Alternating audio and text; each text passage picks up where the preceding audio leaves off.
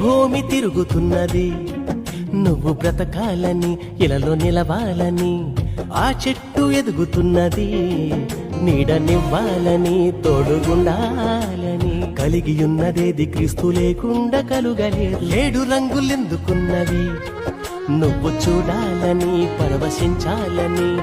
ఎండవానలెందుకున్నవి, నేల పండాలని, కడుపు నిండాలని. కొండలు కోనలు ఎన్నెన్నో, వాగులు వంకలు ఇంకెన్నో. పువ్వులు కాయలు అవి ఎన్నో, పక్షులు చేపజాతులెన్నెన్నో. లెక్కలే నన్ని జీవులే ఈ నేలపై నీ తండ్రి నీకు చేసినే.